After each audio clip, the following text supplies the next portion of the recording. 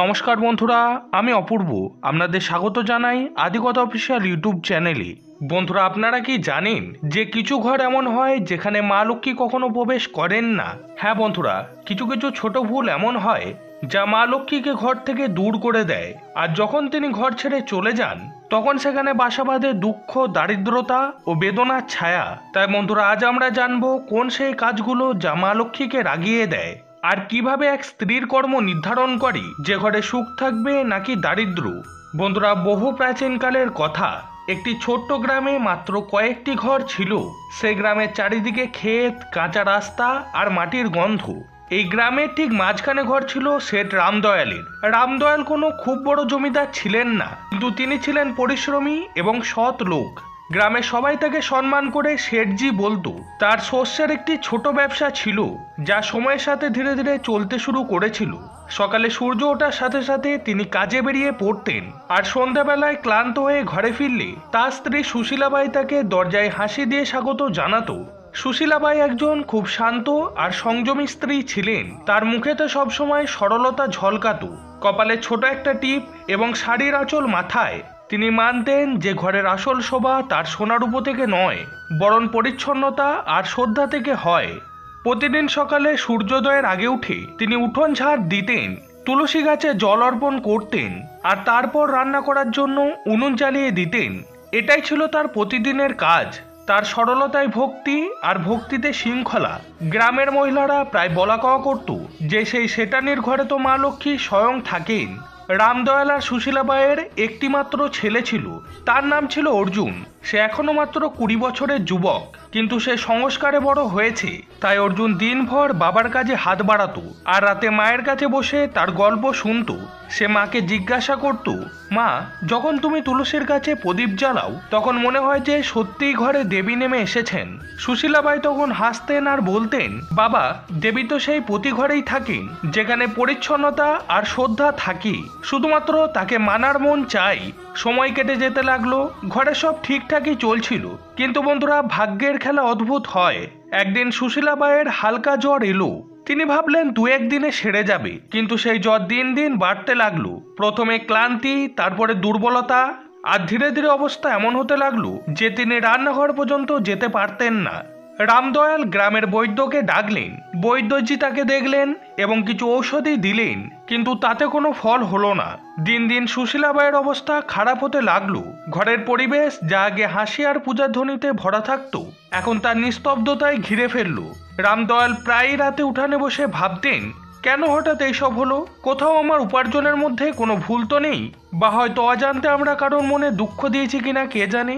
তিনি উপরে আকাশের দিকে তাকাতেন আর মনে মনে মা লক্ষ্মীকে বলতেন, মা, যদি কোনো ভুল হয়ে থাকে ক্ষমা করো। কিন্তু তার উত্তরে শুধুমাত্র বাতাসে ধীর শব্দ শোনা যেত। অর্জুন প্রতি মুহূর্তে মায়ের কাছে থাকতো, তার জন্য খাবার বানাতো, তার মাথা টিপতো, আর ধীরে ধীরে সে এটা বুঝতে শুরু করলো যে ঘরের ভিত্তি মাই হয়। সুশীলাবাই অসুস্থ হওয়ার সাথে সাথে ঘরের সমস্ত কিছু ক্রমে বদলে গেল। যে রান্নাঘর সবসময় চকচক করত, এখন তা তেমন আর রইল না।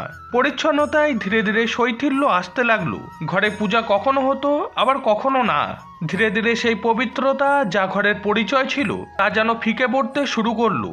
এক রাতে শেঠ যখন তার স্ত্রীর পাশে বসেছিলেন, তখন তিনি তাকে বললেন, সুশীলা, এখন আমি ভাবছি যে অর্জুনের বিয়ে দিয়ে দিই। সুশীলাবাই ধীরে চোখ খুললেন আর রামদয়ালকে বললেন, এত তাড়াতাড়ি? এখনো তো সে বাচ্চা। রামদয়াল বললেন, এখন সে আর বাচ্চা নয়, তার এখন ঘর সামলানোর সময় এসে গেছে। আর আমি চাই যতদিন তুমি আছো, নতুন বউকে তুমি নিজের হাতে গড়ে নাও। এই কথা বলতে বলতে তার গলা ভারী হয়ে গেল। সুশীলাবাই কিছুক্ষণ ভেবে নিলেন, আর তারপর বললেন, যদি তোমার মনে হয় এটাই ঠিক, তাহলে তুমি এমনটাই করে নাও। পরের দিনই দীনদয়াল ঠিক করলেন যে তিনি ছেলের জন্য এক সচ্চরিত্র আর সংস্কারী মেয়ে খুঁজবেন, যে তার ঘরকে আবার ঠিক তেমনই সাজিয়ে দেবে যেমনটা তার স্ত্রী করেছিলেন। গ্রামে খবর ছড়িয়ে পড়ল যে শেঠ রামদয়াল তার ছেলে অর্জুনের জন্য বউ খুঁজছেন। গ্রামে চৌমাথায় বসা বৃদ্ধরা হোক বা কুয়োর পাশে কথা বলা মহিলারা, সবার মাঝে এই কথাই ঘুরছিল। কেউ বলতো শেঠজির হয়তো বড় পরিবারের বৌমা লাগবে, তো কেউ আবার উত্তর দিত, না, তিনি তো সরলতা আর সংস্কারওয়ালা ঘরের মেয়েই পছন্দ করবেন। ধীরে ধীরে এই কথা পুরো এলাকায় ছড়িয়ে পড়ল। সবাই জানতো যে শেঠ রামদয়াল তার ছেলের গৃহস্থলী বসানোর প্রস্তুতি নিচ্ছেন। সম্পর্কে আলোচনা শুরু হলে আশেপাশের গ্রামের লোকেরা তাদের সম্বন্ধ দিতে আসতে লাগলো। সবাই তার নিজের ঘরের মেয়ের প্রশংসা করত, আর সেটও সবার কথা শুনতেন। কিন্তু প্রতিবারই তার মনে একই কথা ঘুরত, যে শুধুমাত্র সৌন্দর্যময় আর ধনী হলেই ঘর চলে না, ঘর তো সংস্কার আর সংযম থেকেই গড়ে ওঠে। ঠিক এমনই একদিন তার পুরনো পরিচিত গোবিন্দজি তার সাথে দেখা করতে এলেন। তিনি তাকে বললেন, শেঠজি, আমার আত্মীয়ের ঘরে একটা মেয়ে আছে, তার নাম রাধা। সে সরল সাদাসিধে, সে ঘর সামলায় আর বড়দের সম্মানও করে। আমার মনে হয় সে আপনার ঘরের যোগ্য। শেঠ বললেন, ঠিক আছে, আমি একদিন গিয়ে দেখে আসি। পরের দিন সকালে তিনি একাই বেরিয়ে পড়লেন। আগেকার সময়ে ছেলের বাবা নিজেই গিয়ে মেয়ে দেখতেন। দুপুরের মধ্যে শেঠ সেই গ্রামে পৌঁছালেন যেখানেতে রাধার বাড়ি ছিল। তার ঘর সাদা ছিল, উঠোন পরিষ্কার, আর তার বাড়ির পরিবেশেও সরলতা ছিল। রাধার বাবা তাকে সম্মান করে স্বাগত জানালেন। তাদের কথাবার্তার মধ্যে রাধা জল নিয়ে এলো, মাথা নিচু করে, শান্ত আর সংস্কারী। শেঠ মনে মনে বললেন, এই সেই মেয়ে, এই মেয়ের মধ্যে ঘর করার যোগ্যতা আছে। সেই দিনই শেঠ সেখানে সম্পর্ক পাকা করে দিলেন আর বললেন, এখন দিনক্ষণ ঠিক করুন, আমি আমার বৌমা শিগগিরই ঘরে আনবো। ঘরে ফিরে তিনি সুশীলাবাইকে বললেন, আমি মেয়ে দেখে এসেছি, তার নাম রাধা, স্বভাব খুব ভালো, চেহারায় সরলতা আর চোখে সম্মান ঝলকায়। সুশীলাবাই শান্ত স্বরে বললেন, যদি তোমার মনে ঠিক লেগেছে তাহলে সেটাই ঠিক। মেয়ে সেই ভালো যে ঘরকে আপন করে নেয়। শেঠ মাথা নেড়ে দিলেন। তার মনে শান্তি এলো। সে মনে মনে ভাবতে লাগলো যে মনে হচ্ছে ঘর আবার গড়ে উঠবে। কয়েকদিনের মধ্যে সম্পর্ক ঠিক হয়ে গেল। শুভ মুহূর্ত বার হলো আর দুই ঘরের মধ্যেই খুশির ঢেউ ছুটে গেল। সময় কেটে গেল আর বিয়ের দিন এসে গেল। সরলভাবে কিন্তু সমস্ত রীতিনীতি মেনে বিবাহ সম্পন্ন হলো। রাধা এখন শেঠ রামদয়ালের ঘরের বউ হয়ে গেছে। বিয়ের কয়েক সপ্তাহ কেটে গেছে, ঘরে নতুন এক উজ্জ্বলতা এসেছে। সবকিছু যেন আবার জীবন্ত হয়ে উঠেছে। রাধা প্রতিদিন সকালে তাড়াতাড়ি উঠত, উঠানে জল ছেটাতো, তুলসীকে প্রণাম করত আর রান্নাঘরে মা অন্নপূর্ণার ভোগ তৈরি করত। সুশীলাবাইয়ের মুখে শান্তি ছিল। তারা মনে করতেন যে ঘরে যেন মা লক্ষ্মী নিজে এসে বসে গেছেন। কিন্তু যেমন যেমন করে দিন কাটতে লাগলো, রাধার অভ্যাস বদলাতে লাগলো। সে এখন সকালে দেরি পর্যন্ত ঘুমাতো, আর কয়েকদিনের মধ্যে উঠানের পরিচ্ছন্নতা বদলে গেল। আগে সূর্যোদয়ের আগে ঝেঁটার শব্দ আসতো, কিন্তু এখন সূর্য আকাশের উপরে উঠে যেত, কিন্তু তবু উঠানে ছড়ানো পাতা ঠিক তেমন ভাবেই পড়ে থাকতো। একদিন সকালে সুশীলাবাই তুলসীতে জল দিতে বেরোলেন এবং তিনি দেখলেন যে ঝাঁটা ঘরের কোণে পড়ে আছে আর রাধা এখনো ঘুম থেকে ওঠেনি। তিনি ঘরে গিয়ে ধীরে ধীরে বললেন, মা, এখন তো সূর্য উপরে উঠে পড়েছে, ওঠ। ঘরের উজ্জ্বলতা সকালের পরিচ্ছন্নতা থেকেই শুরু হয়। রাধা ঘুম থেকে চোখ খুলে বলল, মা, আজ খুব ঘুম পাচ্ছিল, শুধু আরেকটু ঘুমোতে দিন।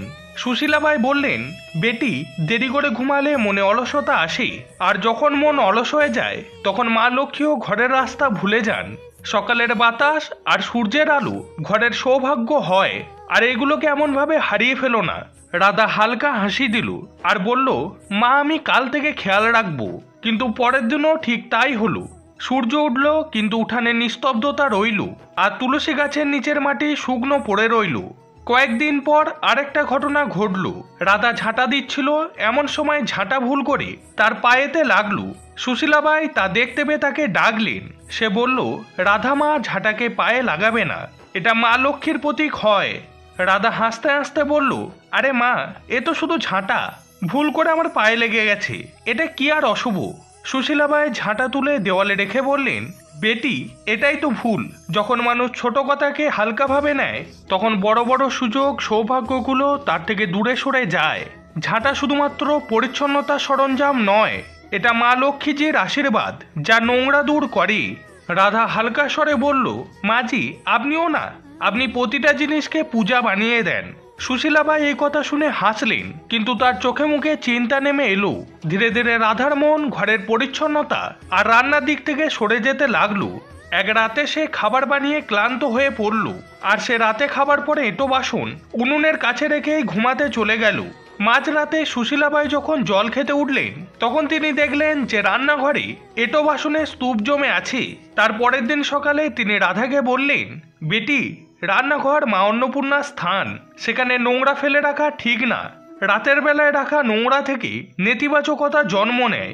রাধা বলল, মা আপনি তো শুধু চিন্তা করতে থাকেন, আমি তো এখনই পরিষ্কার করে দেব। সুশীলাবাই গভীরভাবে শ্বাস নিয়ে বললেন, বেটি, যেই কাজ সন্ধ্যায় করা উচিত তাকে সকাল পর্যন্ত ফেলে রাখা ঘরের সৌভাগ্যকে দূরে সরানোর মতো। পরিষ্কার রান্নাঘর থেকেই সংসারের সুখের শুরু হয়। রাধা কিছু বলল না, কিন্তু তার মুখে ক্লান্তি আর অপছন্দতা স্পষ্ট বোঝা যাচ্ছিল। একদিন সন্ধ্যার সময় ছিল, সূর্য ডুবে গিয়েছে আর ঘরে প্রদীপ জ্বালানোর সময় হয়েছে। ঠিক তখন রাধা ঝাঁটা তুলে উঠান ঝাড়ু দিতে শুরু করলো। সুশীলাবাই তাকে তৎক্ষণাৎ ডাকলেন, রাধামা, সন্ধেবেলায় ঝাঁটা দিতে নেই। এই সময়তে মা লক্ষ্মী ঘরে প্রবেশ করেন, কিন্তু রাধা থামল না। সে বলল, মাজি, যখন দিনের বেলায় সময় পায় না তখন সন্ধ্যাবেলায় পরিচ্ছন্নতা করতে হয়, এতে কি আর প্রভাব পড়ে? সুশীলাবাই দরজায় দাঁড়িয়ে বললেন, প্রভাব পড়ে বেটি। সন্ধ্যায় ঝাঁটা দিলে মা লক্ষ্মীর আশীর্বাদ বাইরে বেরিয়ে যায়। সৌভাগ্য শুধুমাত্র উপার্জন থেকে আসে না, বরং আমাদের অভ্যাস থেকে আসে। রাধা ঝাঁটা একপাশে রেখে বলল, মাজি, আমি আপনাকে সম্মান করি, কিন্তু এখন যুগ বদলে গেছে, লোকে আর এসব কথা মানে না। সুশীলাবাই শান্ত স্বরে বললেন, বেটি, সময় বদলে যেতে পারে, কিন্তু আমাদের ঘরের ভিত্তি নয়। যে নিজের ঐতিহ্যের সাথে যুক্ত থাকে সেই জীবনে স্থির থাকে। কয়েকদিন পর আরেকটা ঘটনা ঘটল। রাধা খাবার শেষ হওয়ার পর এঁটো বাসন উনুনের উপরে রেখে দিল। যখন সুশীলাবাই এটি দেখলেন তখন তিনি বললেন, বেটি, উনুন মা অন্নপূর্ণার আসন, সেখানে এঁটো বাসন রাখতে নেই। রাধা তার দিকে তাকিয়ে বলল, মা, আমি তো শুধু জায়গার অভাবে রেখে দিয়েছিলাম, পরে এগুলো ধুয়ে নেব। সুশীলাবাই তাকে বললেন, রান্নাঘরের পবিত্রতা সব থেকে বেশি জরুরি। যদি উনানের ওপর নোংরা থাকে তাহলে মা লক্ষ্মীর আশীর্বাদও কমে যায়। রাধা হাসতে হাসতে বলল, মা, প্রতিটি জিনিসের সাথেই মা লক্ষ্মীর সম্পর্ক খোঁজা ছাড়ুন। খাবার তো আমি বানিয়েছি, আর এখন একটু পরে সব পরিষ্কার করে দেব। সুশীলাবাই কোনো উত্তর দিলেন না। তার মুখে হতাশা ছিল, কিন্তু তার মনে এখনো আশা ছিল যে হয়তো একদিন রাধা এসবের অর্থ বুঝবে। ধীরে ধীরে ঘরের পরিবেশ বদলাতে লাগলো। আগে যে ঘরে সকালে পূজার ঘন্টা বাজতো, এখন সেখানে নিস্তব্ধতা থাকতো। তুলসী গাছের নিচের মাটি শুকিয়ে গেছে, প্রদীপও নিভে থাকতো, কিন্তু এখনো সুশীলাবাই প্রতিদিন সকালে তুলসীর সামনে দাঁড়িয়ে বলতেন, হে মা, এই ঘরে তোমার কৃপা বজায় রাখো, আমার বৌমাকে সুবুদ্ধি দাও। কিন্তু ঘরের আলো যেন ধীরে ধীরে কমতে লাগলো। সেট রামদয়াল এখন চিন্তিত থাকতে লাগলেন। তার মনে হতো ঘরে কোনো অদৃশ্য নেতিবাচকতা ছড়িয়ে পড়েছে। একদিন তিনি সুশীলাবাইকে বললেন, মনে হচ্ছে মা লক্ষ্মী আমাদের উপর রুষ্ট হয়েছেন। সুশীলাবাই চুপচাপ মাথা নিচু করলেন। তারা জানতেন যেসব রাধার অসতর্কতা ও কুঅভ্যাসের ফল, কিন্তু তারা এখনো তাকে বকেননি। তাদের বিশ্বাস ছিল যে ভালোবেসে বোঝালে রাধা বদলে যাবে। কিন্তু সময় কেটে যেতে লাগলো আর ঘরের উজ্জ্বলতা ধীরে ধীরে মাটিতে মিশে যেতে লাগলো। আগে যেখানে প্রতিদিন সকালে তুলসীর কাছে প্রদীপ জ্বলতো, এখন সেখানে ধুলো জমতে লাগলো। রাধা এখন বেশিরভাগ সময় উদাস এবং ব্যস্ত থাকতো। পরিচ্ছন্নতার দিকে অর্ধেক, আর অসম্পূর্ণভাবে পূজা মাঝে মাঝে। আর ঘরের মধ্যে এখন সেই আপনতা ছিল না যা আগে ঘরের প্রতিটি কোণে ঝলকাতো। সেট রামদয়াল প্রথম বদলটা তার নিজের ব্যবসায় অনুভব করলো। আগে তার জন্য যে সওদাগুলো লাভজনক থাকতো, এখন তা লোকসানে যেতে লাগলো। তার গুদাম ঘরে শস্যে পোকা ধরে গেল, আর কিছু ব্যবসার সওদা আটকে গেল। পুরনো গ্রাহকরা ধীরে ধীরে তার থেকে দূরে সরতে লাগলেন। সেট অনেক রাত পর্যন্ত জেগে হিসাব দেখতেন, কিন্তু তবুও বুঝতে পারতেন না যে ভুল কোথায় হচ্ছে। একদিন সন্ধ্যাবেলায় তিনি সুশীলাবাইকে বললেন, সুশীলা, অদ্ভুত কথা, এখন আমার আর কাজে মন বসে না, আমাদের সৌভাগ্য যেন কোথাও হারিয়ে গেছে। সুশীলাবাই ধীর স্বরে বললেন, সৌভাগ্য তখন হারায় যখন ঘরের পবিত্রতা কমতে শুরু করে। মা লক্ষ্মী সেখানে কখনোই বাস করেন না যেখানে নোংরা এবং অসতর্কতা বাস করে। সেট গভীর শ্বাস নিলেন আর বললেন, তুমি বলতে চাও যে সে আর এগুলো না। কিন্তু দুজনের চোখ একই দিকে উঠল, রাধার দিকে। রাধাও এসব দেখত, কিন্তু তার মনে হতো যে এটা শুধুমাত্র সময়ের আঘাত। একদিন যখন সেট রাগের মাথায় বললেন, প্রতিটি কাজ উল্টো কেন হচ্ছে, তখন রাধা বলল, বাবা, এসব অন্ধবিশ্বাস, ব্যবসায় ওঠানামা তো হয়েই থাকে। সেট চোখ বাঁকালেন আর বললেন, তুমি বুঝবে না বউ, যখন ঘরের মহিলারা রীতি ভুলে যায় তখন ঘরের সৌভাগ্য নিজেই রাস্তা ভুলে যায়। সেই দিনের পর থেকে ঘরের পরিবেশ আরও ভারী হয়ে গেল। ঘরে ছোটখাটো জিনিস ভাঙতে লাগলো। রাধা একদম মনোযোগ দেওয়া বন্ধ করে দিয়েছিল। ঝাঁটা সেখানেই ঘরের কোণে পড়ে থাকতো। রান্নাঘরে বাসন কখনো পরিষ্কার থাকতো না। সুশীলাবাই এখন বেশিরভাগ সময় চুপ থাকতে লাগলেন। তিনি প্রতিদিন সন্ধ্যায় তুলসী গাছের কাছে বসে মনে মনে বলতেন, হে মা, এখন কিছু তুমি নিজেই করো। এক রাতে জোর বাতাস বয়ে গেল আর উঠানেতে রাখা প্রদীপ নিভে গেল। আর ঠিক সেই মুহূর্তেই গুদামঘর থেকে খবর এলো শেঠজি আগুন লেগেছে। শেঠ ছুটলেন, কিন্তু তখন অনেক দেরি হয়ে গেছে। গুদামঘরের অর্ধেক শস্য পুড়ে গেছে। গ্রামবাসীরা বলতো, এমন তো আগে কখনো হয়নি। রামদয়াল সেখানেই বসে পড়লেন। তিনি কপালে হাত রেখে বললেন, মনে হচ্ছে মা লক্ষ্মী সত্যি আমার দিক থেকে মুখ ফিরিয়ে নিয়েছেন। ঘরে ফেরার সময় তার চোখে জল ছিল। সেই রাতে ঘরে কেউ কোনো কথা বলল না। শেঠের মনে প্রথমবার এই অনুভূতি বসে গেল যে এখন যদি কোনো কিছু না বদলায় তাহলে এই ঘরের খুশি কখনোই ফিরবে না। শেঠের পরিশ্রম, নাম আর সম্মান সব একসাথে ডুবে গেল। ঘরের পরিবেশও এখন বদলে গেছে। আগে যেখানে প্রতিদিন সকালে পূজার ঘন্টা আর তুলসীর সুগন্ধ থাকতো, এখন সেখানে শুধুমাত্র নিস্তব্ধতা ছিল। শেঠ রামদয়াল দিনরাত চিন্তায় ডুবে থাকতেন। রাতে প্রায়ই বারান্দায় বসে বিড়বিড় করতেন, মা লক্ষ্মী কোথায় চলে গেলি তুই। এক সন্ধ্যায় শেঠ ঘরে ফিরলেন। তার মুখ রাগে লাল ছিল। তিনি উঠানে বসে পড়লেন আর হঠাৎ বলে উঠলেন, এখন আর সহ্য করতে পারছি না আমি এইসব। সুশীলাবাই চমকে উঠলেন, কি হলো স্বামী? শেঠজি জোর করে বললেন, কি আর বলবো, সব শেষ হয়ে গেল। আমার পরিশ্রম, সম্মান, ব্যবসা সবকিছু পুড়ে ছাই হয়ে গেল। আর আমি জানি এসব কার কারণে হয়েছে। তার চোখ রাধার উপর আটকে গেল। সে কাছেই দাঁড়িয়েছিল। রাধা চমকে উঠল আর ধীর স্বরে বলল, বাবা, আমার কি ভুল হয়েছে? আমি তো প্রতিদিন নিজের কাজ করি। শেঠের কণ্ঠ ভারী আর কাঁপা ছিল। আর কাজ? তুমি ঘরে রূপ বদলে দিয়েছ বউ। না ঘরে পরিচ্ছন্নতা, না শ্রদ্ধা, আর না সন্ধ্যা সকালে দীপক। যখন একজন মহিলা ঘরের মর্যাদা ভুলে যায় তখন মা লক্ষ্মীও সেই ঘরের স্বাদ ছেড়ে দেন। যেই দিন থেকে তুমি এই ঘরে এসেছো সেই দিন থেকে সৌভাগ্য কমতে শুরু করেছে। রাধার চোখ ভরে এলো। সে কাঁদতে কাঁদতে বলল, আমি কারুর খারাপ চাইনি বাবা। আমি শুধু নিজের ঢঙে বাঁচার চেষ্টা করেছি। যদি পূজায় দেরি হয় বা পরিচ্ছন্নতায় কমতি থাকে তাহলে কি সব বিনাশের মূল আমি? সে রেগে উঠে দাঁড়ালেন আর তাকে বললেন, হ্যাঁ, কারণ ঘরের ভিত্তি মহিলার কর্ম থেকে টিকে থাকে। আর যদি সেই ঢিলে হয়ে যায় তাহলে পুরো ঘর ধসে পড়ে। তোমার আসার পর থেকে না ঘরে শান্তি রইল আর না সৌভাগ্য। এখন আমি তোমাকে আর কিছুই বলতে পারছি না। শুধু এইটুকু বলছি যে এই ঘর থেকে চলে যাও রাধা, আর নিজের কথা নিজে ভেবে নাও। রাধা হতবাক হয়ে গেল। সে কাঁপা কাঁপা স্বরে বলল, মা, আপনি তো কিছু বলুন। সত্যি কি আমার কারণে এসব হয়েছে? সুশীলাবাইয়ের চোখে জল ছিল, কিন্তু তার মুখ থেকে শব্দও বেরোলো না। রাধার গালে জল গড়িয়ে পড়ল। শেঠ কড়া সুরে বললেন, এখন এই ঘরের চৌকাটের ভিতরে ঢুকবে না যতক্ষণ না পর্যন্ত তোমার মন আর এই ঘর পবিত্র না হচ্ছে। রাধা কিছু না বলে মাথা নিচু করল। সে ধীরে ধীরে চৌকাট পার করল। সেই চৌকাট যেখান থেকে সে কয়েক মাস আগে পা রেখেছিল। আর রাধা কিছু না বলে, কোনো জিনিস ছাড়াই চোখের জলে ভেজা শাড়িতে সেই ঘর থেকে বের হয়ে গেল। তার পা ভারী ছিল, কিন্তু তার মনে এক সংকল্প জ্বলছিল। এখন সে মা লক্ষ্মীর কাছে ক্ষমা চাইবে। চাই তাকে তার জন্য নিজেকে মুছে ফেলতে হোক। সেই রাতে ঠান্ডা ছিল, পথ নির্জন। গ্রামের বাইরে বেরোতেই ঘন জঙ্গল শুরু হয়ে গেল। আর সেই জঙ্গলে গাছের ছায়াতে চাঁদের রশ্মিও খুব কষ্টে ভিতরে পৌঁছাতো। সে এক পুরনো বটগাছের নিচে বসে পড়ল। তার চোখের জল থামছিল না, কিন্তু তার মনের ভিতরে এক অদ্ভুত দৃঢ়তা ছিল। সে হাত জোড় করে বলল, মা, এখন আপনি যতক্ষণ না পর্যন্ত আমাকে দর্শন না দেবেন ততক্ষণ আমি এখানেই সাধনা করব। রাত কেটে গেল, দিন উঠল। ক্ষুধায় শরীর ভেঙে দিল, কিন্তু তার মন আরো মজবুত হয়ে গেল। তৃতীয় দিন যখন সূর্য ডুবতে চলেছে তখন হঠাৎ করে চারদিকে হালকা আলো ছড়িয়ে পড়তে লাগলো। রাধা চোখ খুলল। সামনে সোনালি আভা ছিল, আর সেই আভার মধ্য থেকে বেরোলো এক দিব্য স্বর। রাধা কাঁপতে কাঁপতে বলল, মা লক্ষ্মী, আপনি কি সত্যি আমার সামনে? মা লক্ষ্মী হাসলেন। তার মুখ আলোতে ভরা ছিল। তিনি বললেন, হ্যাঁ পুত্রী, আমি এসেছি। তোমার আহ্বান সত্যিকারের ছিল। তোমার অনুতাপ আমাকে এখানে টেনে এনেছে।